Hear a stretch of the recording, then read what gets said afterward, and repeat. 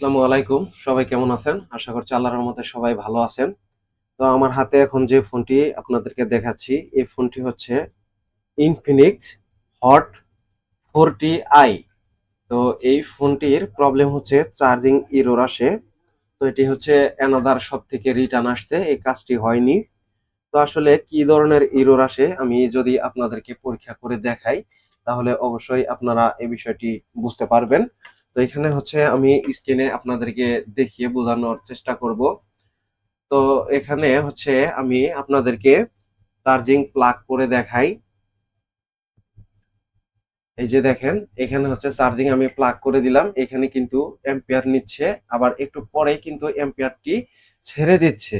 ছেড়ে দিয়ে এই ফোনটি কিন্তু এক ধরনের ইরর আসে, এখানে প্লাগ ইন ইরর। এই যে এখানে দেখেন, এই যে এই কাগজটার কারণে হচ্ছে আপনারা দেখতে পারতেছেন না, তবে হচ্ছে এইখানে এই যে কাগজটা নিচে এখানে কিন্তু লাল একটি দাগ আপনারা দেখতে পারতেছেন, এই যে ইরোরের কিন্তু লেখাটা এখানে এই স্ক্রিনের লেখার কারণে হচ্ছে বোঝা যাচ্ছে না। তো এইটা হচ্ছে আমি আপনাদেরকে উঠিয়ে দেখাই। দেখেন এখানে এই যে error plug, error please plug out charger. তো এই ধরনের মেসেজটি কিন্তু আসছে। তো এই প্রবলেমটি কোথায় থেকে আসে এবং কি কোথায় থেকে সংঘটিত হয়, এই বিষয়টি আমি আপনাদের সাথে একটু জেড ভাবে শেয়ার করব। তো এখন আমি হচ্ছে এই চার্জারটাকে পুনরায় খুলে আমি আবারও হচ্ছে লাগিয়ে দিচ্ছি। দেখেন এখানে কিন্তু এখন 00 এম্পিয়ার নিচ্ছে।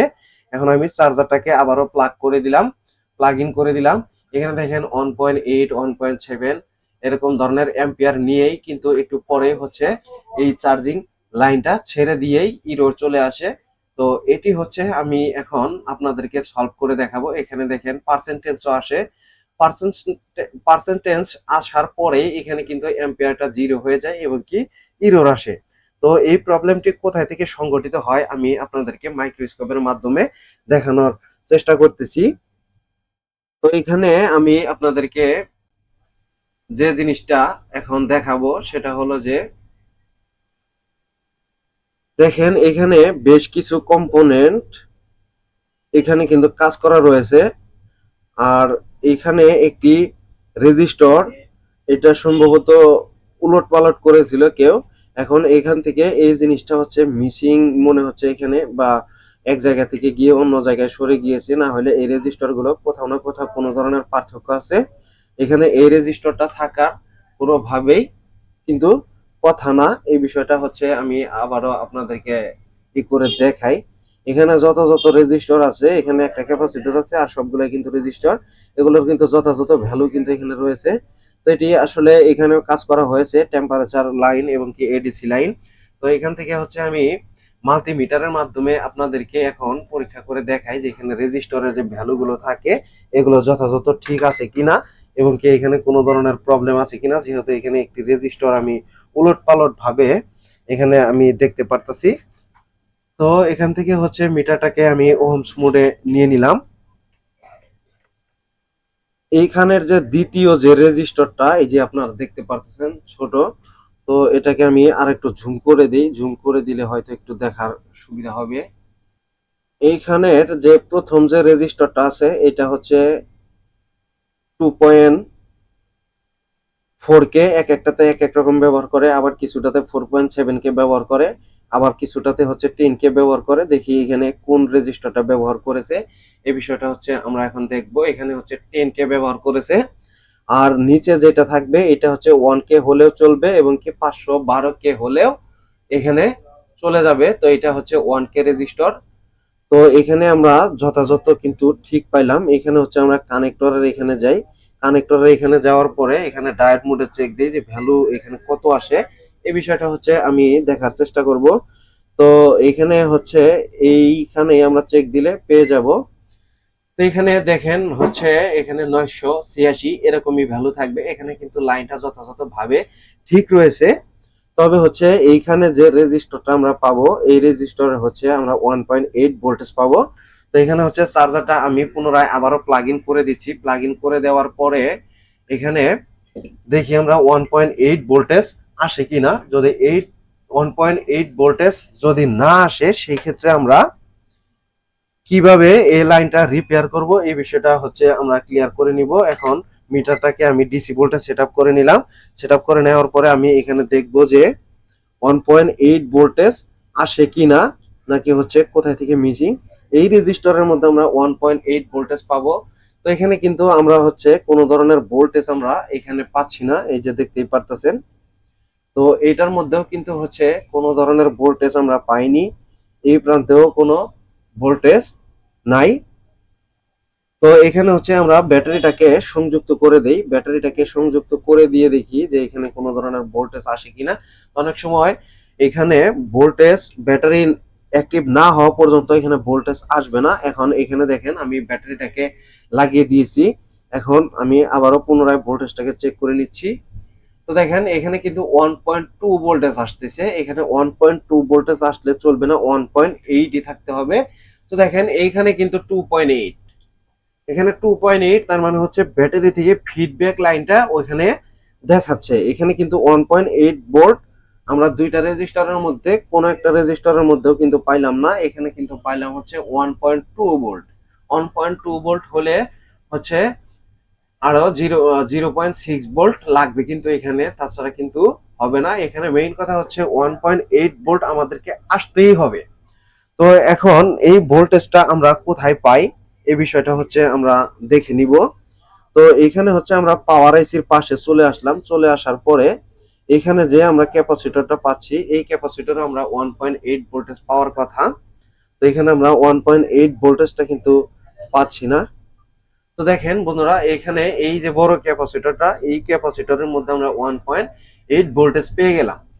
এখন এই 1.8 ভোল্টেজটা এখানে হচ্ছে ট্রান্সফার করে দিলে চলবে কিনা এই বিষয়টা হচ্ছে আমি শিওর না। এখন যে কারণে আমি এখান থেকে কি কাজটা করব, পাওয়ার আইসিটা আমি উঠিয়ে ফেলবো। এই পাওয়ার আইসিটা উঠিয়ে তারপরে একটি লাইন আমি বাইপাস করে দিব, বাইপাস করে দিলে ইনশাল্লাহ এই লাইনটি হয়ে যাবে এবং কি এই ফোনটি যথাযথভাবে চার্জিং এর যে ইরর প্রবলেমটা ছিল, এই ইরর প্রবলেমটা কিন্তু সলভ হয়ে যাবে। তো এটি আরেকটি ভাবেও বাইপাস করা যায়, আমি সেটা হচ্ছে করতে চাচ্ছি না। আমি আপনাদেরকে রিয়েল যে ভিডিওটা 100% সলিউশন, সেই বিষয়টাই হচ্ছে আমি আপনাদেরকে দেখিয়ে দিব। তো এখন আমি ডিসপ্লে ফ্রেম থেকে মাদারবোর্ডটাকে হচ্ছে আলাদা করে নিচ্ছি। এখান থেকে আমি এক এক করে সব কেবেলগুলোকে খুলে নিব, খুলে নিয়ে এখানে আমরা বোর্ডটাকে সম্পূর্ণ আলাদা করে ফেলবো। এখন আমি এই বোর্ডটিকে পিসিবি স্ট্যান্ডের সাথে আটকে নিচ্ছি। তো বন্ধুরা, এখানে একটি কথা বলে রাখি, এই পাওয়ার আইসিটার পাশে এখানে কিন্তু স্টোরেজ আইসিটা রয়েছে, এই আইসিটাও কিন্তু আমাদেরকে সেভ করে নিতে হবে। তা না হলে এখানে হিট লাগলে কিন্তু ফোনটি অন হওয়ার সম্ভাবনা কম থাকবে। এখানে যেন হিট না লাগে, এখানে হিট প্রুফটা আপনারা সবসময় করে নেবেন। আশেপাশে আইসি থাকলে শুধুমাত্র যে স্টোরেজ আইসিটাই সেভ করে নিতে হবে বিষয়টা এরকম না। যে আইসিটা যখন আপনারা উঠাতে যাবেন তখন ওই আইসিটার আশেপাশে কোথাও কোনো ধরনের আইসি থাকলে সেই ক্ষেত্রে আমরা এখান থেকে এই আইসি গুলোকে সেভ করে নিব, যাতে করে কোনো প্রবলেম না হয়। এখন বন্ধুরা, আমি পাওয়ার আইসিটাকে রিমুভ করে নেই। রিমুভ করে নিয়ে কোন জায়গা থেকে হচ্ছে আমি লাইনটাকে বাইপাস করে দিব, এই বিষয়টা হচ্ছে আমি আপনাদেরকে দেখিয়ে দিব। তো এখন আমি আইসিটাকে রিমুভ করে নেই। এই আইসিটাকে রিমুভ করার জন্য এখানে কিন্তু হট এয়ার গানের তাপমাত্রা কিন্তু যথাযথ ভালো থাকতে হবে, তা না হলে কিন্তু এই আইসিটা নষ্ট হয়ে যেতে পারে। যে কারণে সতর্ক থেকেই আমাদেরকে এই কাজগুলো করে নিতে হবে। এখন এখান থেকে হচ্ছে আমি পাওয়ার আইসিটা রিমুভ করে নিচ্ছি।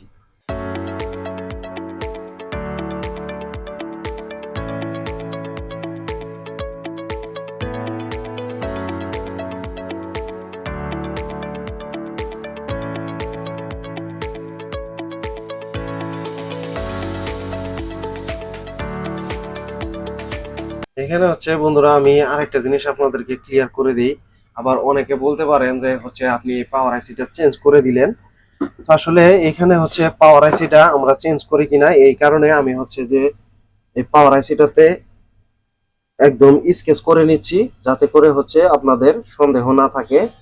তো এখানে হচ্ছে আমি ড্রিল মেশিন দিয়ে এই আইসিটাকে ড্রিল করে দিলাম।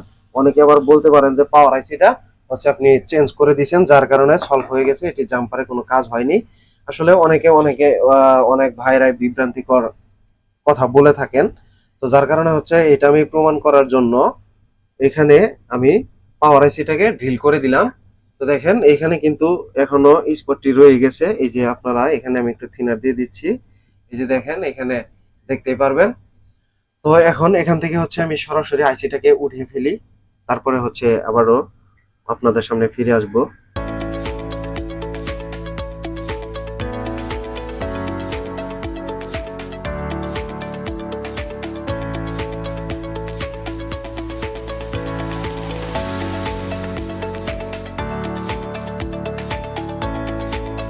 তো পাওয়ার আইসিটা এখন আমি উঠিয়ে ফেলেছি। এখন এখান থেকে আমি এই রাংগুলোকে উঠিয়ে ফেলবো। এখানে যে যত বলগুলো রয়েছে এই বলগুলোকে আমি এখান থেকে একদমই ক্লিন করে ফেলবো, যাতে করে হচ্ছে জাম্পারটা করতে গিয়ে এখানে কোনো ধরনের প্রবলেম না হয়, বা হচ্ছে কোনো ধরনের উঁচু যেন না হয়ে থাকে। উঁচু হয়ে থাকলে কিন্তু এই আইসিটার বলের কানেক্টিভিটি পাবে না। যে কারণে এখান থেকে এই বলগুলোকে নিখুঁতভাবে ভেঙে নিয়ে তারপরে হচ্ছে আমি জাম্পারটা করে নিব। জাম্পারটা করে নিয়ে আপনাদেরকে হচ্ছে কিভাবে জাম্পারটা করি এই বিষয়টা হচ্ছে আমি আপনাদেরকে দেখিয়ে দিব A to Z ভাবে। তো আপনারা আমার সাথেই থাকুন, দেখতে থাকুন। এখন সোল্ডারিং ওয়্যারের মাধ্যমে এই বলগুলোকে একদমই নিখুঁতভাবে ক্লিন করে ফেলবো। তো এটিকে সোল্ডারিং ওয়্যার দিয়ে যখন আমরা বলগুলো ক্লিন করতে যাব তখন এখানে যেন কোনো ধরনের জোরে প্রেসার না পড়ে, তাহলে কিন্তু এখান থেকে বলগুলো নষ্ট হয়ে যেতে পারে, বা এখানে মাদারবোর্ড থেকে রং উঠে যেতে পারে। রং উঠে গেলে কিন্তু একটি লাইন আর একটি লাইনের সাথে জুড়ে যাবে, শর্ট সার্কিট হয়ে যাবে। তখন কিন্তু এখানে একটু প্রবলেম হইতে পারে। তো অনেকে হচ্ছে এই শর্ট সার্কিট গুলো সারাতে গিয়ে আপনারা এই বোর্ডগুলোকে প্রবলেম করে ফেলেন। তো হচ্ছে অনেকেই ব্লেড দিয়ে কেটে দেন ওই লাইনগুলো আলাদা করার জন্য। আসলে একই লাইন, কিন্তু এখানে হচ্ছে মাদারবোর্ডের রং দিয়ে ঢাকা থাকে, যার কারণে অনেকে মনে করেন যে লাইনগুলো যেহেতু যুক্ত হয়ে গেছে তাহলে এখানে ব্লেড দিয়ে কেটে দেই। এখানে কেটে দিলে কিন্তু হচ্ছে এখানে আহ, কাজের থেকে অকাজ কিন্তু বেশি হবে। তো এই বিষয়গুলো সতর্ক থেকে আমাদেরকে কাজগুলো করতে হবে, যাতে আমাদের মাধ্যমে কোনো কাস্টমার ভাইয়ের কোনো ক্ষতি না হয়। তো আমাদের ভিডিওগুলো যদি আপনাদের ভালো লাগে অবশ্যই একটি শেয়ার করে দিবেন, একটি লাইক দিবেন, সুন্দর একটি কমেন্ট করবেন, যাতে করে হচ্ছে আমরা ভিডিওগুলো আপনাদের সামনে নিয়ে আসতে উৎসাহিত হই। তো সর্বদাই চেষ্টা করে থাকি আপনাদেরকে রিয়েল ভিডিও দেওয়ার জন্যই, যাতে করে হচ্ছে কেউ আমাদের ভিডিওগুলো দেখে আপনাদের সময় নষ্ট না হয়। তো আপনারা যদি সুন্দর একটি কমেন্ট করেন অবশ্যই আমাদের কিন্তু মনটা প্রফুল্ল হয়, ভালো লাগে। তো এই বিষয়টি আপনারা বুঝে নিবেন।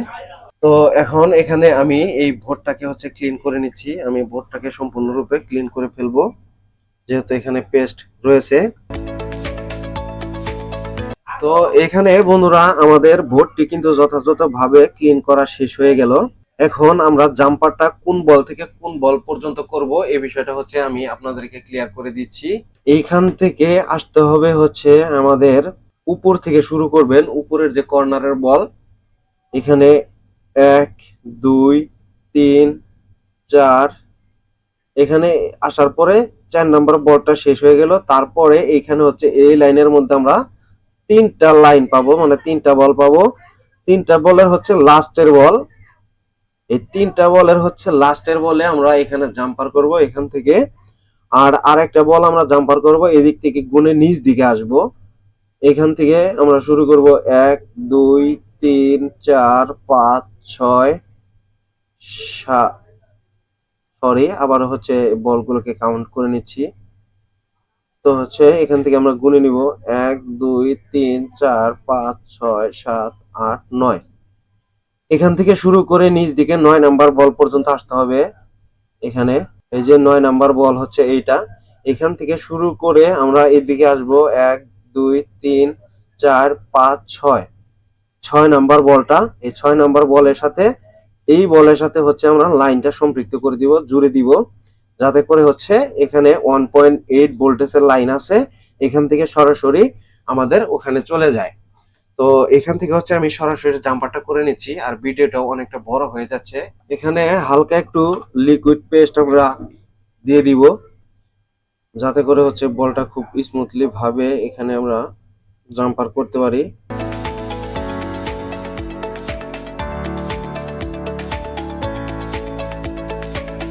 তো দেখেন এখানে জাম্পারটি কিন্তু কোনো লুজ কানেক্টিভিটি থাকা যাবে না, 100% একুরেট জাম্পার হইতে হবে। তা না হলে এখানে বল কিন্তু ছোট বড় হয়ে যাবে। এবং কি এখানে ইউভি মাস্ক ইউজ করে দিতে হবে, তা না হলে এই লাইনটি কিন্তু হচ্ছে সরে যেতে পারে বা অন্য বলের সাথে জুড়ে যেতে পারে। তো এখন এখান থেকে হচ্ছে আমার জাম্পারটা করা শেষ হয়ে গেল। এখন এখান থেকে আমি হচ্ছে মাথাটাকে কেটে দিচ্ছি।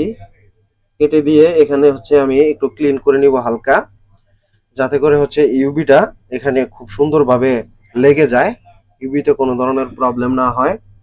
এখানে এইভাবে করে আমি ক্লিন করে নিলাম। ক্লিন করে নেওয়ার পরে এখানে হচ্ছে আমি হালকা একটু ইউবি দিয়ে দিচ্ছি, এই তারটির কোনো ধরনের প্রবলেম না হয়।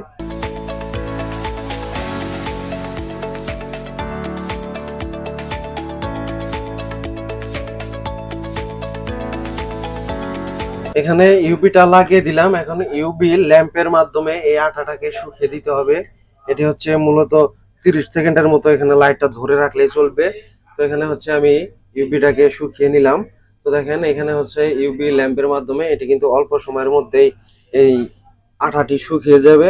তো এখানে যে বাড়তি যে পেস্ট গুলো, যদি কোনো পেস্ট থাকে ইউবি পেস্ট, তাহলে কিন্তু এখান থেকে হচ্ছে একটু কেটে দিতে হবে, যাতে করে হচ্ছে আইসিটা এখানে উঁচু না হয় এবং কি সমান্তরাল ভাবে আইসিটা বসে। অবশ্যই আশা করি আমার কথাটি আপনারা বুঝতে পারছেন। তো এখন হচ্ছে আমি পাওয়ার আইসিটাকে রিবোলিং করে নিব, কারণ রিবোলিং ভিডিও বিগত দিনে আপনাদেরকে অনেক দেখিয়েছি। তো আমি হচ্ছে এই আইসিটাকেই রিবোলিং করে নিব। রিবোলিং করে নিয়ে আমি এই আইসিটাকে লাগিয়ে আপনাদেরকে দেখাবো যে এই প্রবলেমটি সমাধান হলো কিনা। যে আইসিটা খুলেছিলাম ওটাকে আমি রিবোলিং করে নিয়েছি, আপনাদেরকে দেখাই। এই যে এখন কিন্তু আইসিটা এখানে ডিল করাই রয়েছে। তো এই আইসিটা হচ্ছে আমি এখন ডট বার দেখে এই আইসিটাকে মাদারবোর্ডের সাথে ফিক্স করার জন্য এখানে বসিয়ে দিব, যাতে করে হচ্ছে কোনো কোথাও ভুল না হয় এবং কি আইসিটি নষ্ট না হয়। অনেক সময় শর্ট সার্কিটের কারণে কিন্তু বিভিন্ন ধরনের প্রবলেম হইতে পারে। তো হচ্ছে পাওয়ার আইসিটা এখানে ডট বার দেখেই বসাইতে হবে। এখানে যদি একটু 19-20 হয়ে যায় তাহলে কিন্তু এখানে বিভ্রান্তিকর পরিবেশ ঘটবে। এখানে স্টোরেজ এবং কি যে মেইন যে আইসি গুলা রয়েছে, এই আইসি গুলা কিন্তু হচ্ছে নষ্ট হয়ে যেতে পারে। এই বিষয়টা হচ্ছে আমাদেরকে বুঝে নিতে হবে। তো এখন এখানে হচ্ছে আমি আইসিটাকে ডট বার দেখে বসিয়ে দিলাম। এইভাবে করে সুন্দর করে বসিয়ে দিয়ে তারপরে হচ্ছে আমরা চারদিকে ঘুরিয়ে ঘুরিয়ে হিট দিব, যাতে করে হচ্ছে আইসির যে কোনো এক প্রান্তে না পড়ে, প্রবলেম না হয়। আইসিটা সঠিক স্থানে বসিয়ে নিলাম। এখন আমি আস্তে করে হিট দিব হালকা করে।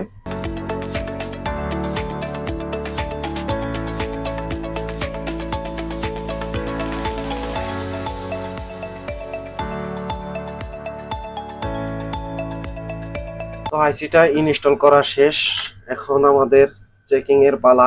বোর্ডটাকে ঠান্ডা করে নিয়ে ক্লিন করে নেই। ক্লিন করে নেওয়ার পরে হচ্ছে আমাদের চেকিং করার পালা, যে আসলে এই বোর্ডটিতে কতটুকু কাজ হলো বা হলো না। তো বোর্ডটি যথাযথ ঠান্ডা হয়ে গেছে। এখানে কুলিং ফ্যান লাগিয়ে নিয়েছি। তো এখানে হচ্ছে এখন শুধুমাত্র আমরা জাস্ট চেক দিব যে এই ফোনের যে কাঙ্ক্ষিত প্রবলেমটি ছিল সেটি সলভ হলো কিনা। তো এখন একটু ক্লিন করে নেই।